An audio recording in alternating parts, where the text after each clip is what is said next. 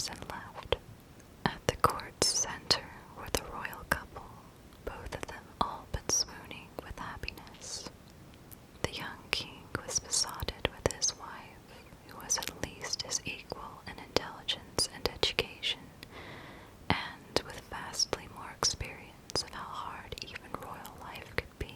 For Catherine, even more than for Henry, this new life was a deliverance, a rescue that could hardly have been more unexpected or welcome. And she, more than most women, was equipped to make the best of it. Her late mother, the formidable warrior queen Isabella of Castile, had schooled her almost from the cradle to become a worthy consort, capable, supportive, and submissive to some king as great as her father Ferdinand. Upon being sent to England, however, she had found only marriage to a boy who could not, or in any case did not, consummate their union, early widowhood followed by illness, and years of mistreatment at the hands of her increasingly mean-spirited father-in-law. All this had ended to general astonishment with the sudden decision of the new king, who was 6 years her junior, to fulfill the old king's half-forgotten pledge by making her his wife. As Henry VIII gathered around himself an entourage of high-spirited and fun-seeking courtiers, Catherine had assumed a role even bigger than that of bedmate and partner. She appears to have become a kind of indulgent and approving mother figure, one in whose eyes he could find confirmation of everything he wanted to believe about himself, and loving acceptance of his every self-indulgence. There was, however, a kingdom to be ruled and a government to be run, and during the 2.5 decades of Henry VII's rule, England had been accustomed to a very personal style of management, one in which the king's household directly controlled everything of real importance, and nothing significant was undertaken without the king's knowledge. Such a system was scarcely workable under a new king who had no intention of submitting to the tedium of daily administration, except when dealing with matters that engaged his interest in some personal way. Henry was willing to talk business only during morning mass. Evidently he was not an attentive worshipper, and just before retiring at night, he disliked having to read official documents, generally insisting they be read aloud to him, preferably in abridged form, and he regarded it as a nuisance to be asked to put his signature to things, so that such orders and approvals as he issued were often done by word of mouth. It was a recipe for disorder, but again Henry was lucky. From the start of his reign he was served by the same loyal and capable men, prelates of the church mainly, headed by William Warham in his dual capacities of Archbishop of Canterbury and Lord Chancellor, who had been the government's senior ministers during Henry VII's last years. They looked after whatever required attention, freeing their new master to pursue interests that ranged from hunting to music and dance.